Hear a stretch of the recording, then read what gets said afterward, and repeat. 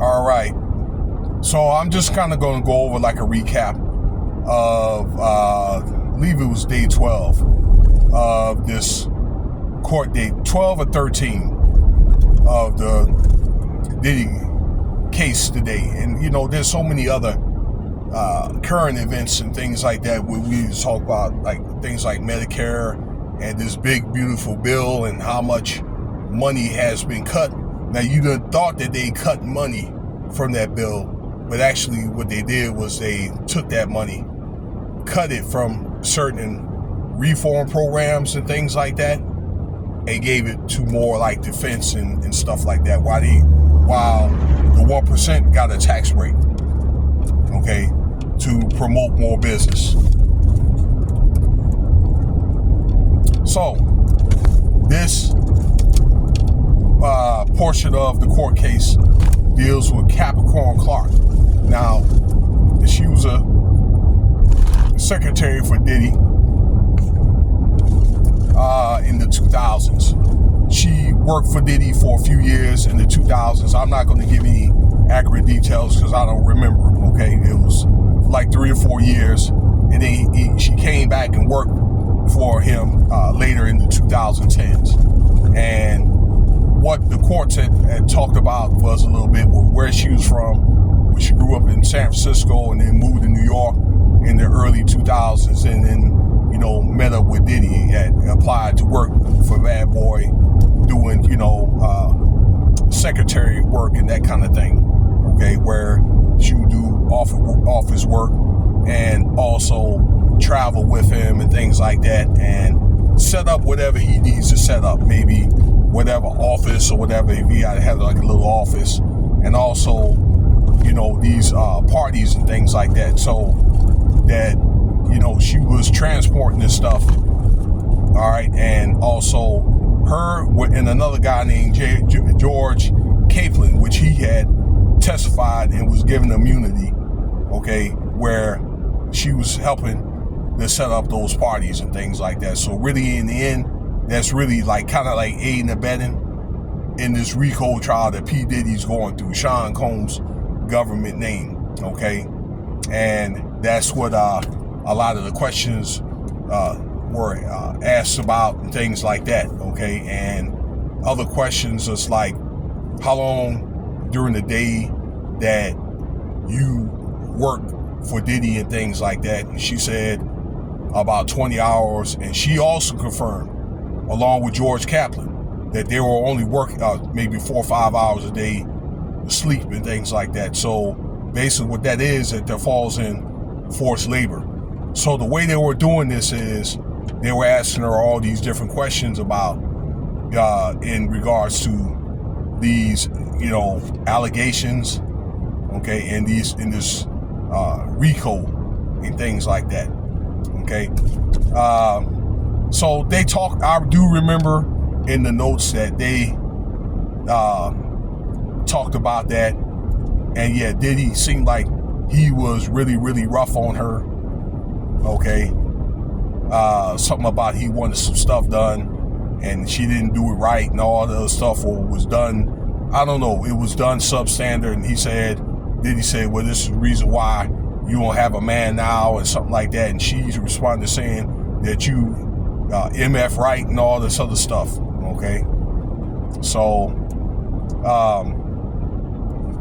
but the main portion of why they got her there is because Miss Clark, was one of the witnesses or assailants at that Kid Cudi coup. And that's what the courts and things like that, all right, the Southern New York courts or FBI during this case is trying to tackle right then and there. Now, they already pretty much got the evidence that they're basically putting on the show by bringing all these people to corroborate everything and everybody.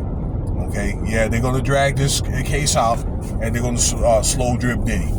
Okay, and she pretty much let this dude have it and things like that, because, you know, she was dragged into this coup, okay, where she was asked these questions of what happened that night. This was December 2011. Okay, with this car, BOMING. Okay, at Kid Cudi's residence out there in, I believe it was a Hollywood area. Okay, and then 2 months after that, somebody breaking into his house. Okay, 2 months before that, and she basically testified what happened with that night, where Diddy was pissed off because Cassie was messing with Diddy, and I don't know, she didn't tell him, and that Diddy had beat up Capricorn Clark because he felt that Capricorn knew and didn't tell her. So during this coup that she claims that he scooped her up, and Cassie, and there was supposed to have been 2 other people out there to, for this car bombing and things like that. I'm just saying what it said on the court notes and things like that. Okay. What happened? They were looking for him, and somehow Kid Cudi had drove off, and they had tried to go after her. Go after him. There was a police car out there that drove by, so I guess they couldn't get at him. But prior to that, there was a Molotov cocktail that was thrown inside of a Porsche. Okay. While I got you here, that they did a LAPD, the person that reported it, and then somebody from the fire department that made reports. So it was the police officer and whatever investigative fire department reporter on the stand too, to find out what happened that night. Okay, and things like that. And I believe that it was a half-ass report that was written to talk about what happened, but what the LA police department guy did mention that there was a female's DNA on that Molotov cocktail glass, so they were able to get some fingerprints or some DNA samples, either of what was in that car or on that, once again, on that cocktail, which was supposed to have been a 40-ounce bottle or something to that effect.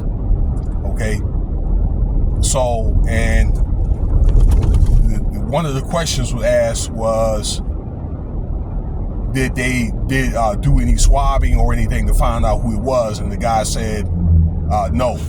Okay, that's the part I do remember. But what it tells me was the guy wrote up a kind of like a half-ass report, and instead of him doing his job thoroughly, then I think they did kind of like just enough to kind of skate it by.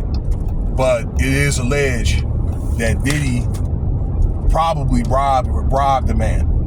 Okay, so there was some arguments on YouTube about a similar incident, that it was a bribery thing. All these people were bribed to keep their mouth shut or whatever, and Diddy didn't have any weapons, although he did. Now, this is the night of the shooting back in 1999, when allegedly Jennifer Lopez was supposed to have been involved in things like that. And this is something that is eerily similar. Okay, so, but I believe if they do like a proper, or if they would have done it, they would have known whose finger DNA that is. And I think that we already know, okay, of whose DNA was on that that Molotov cocktail. But for the most part, Capricorn Clark did mention the fact that herself, Cassie, was beaten, okay, that night.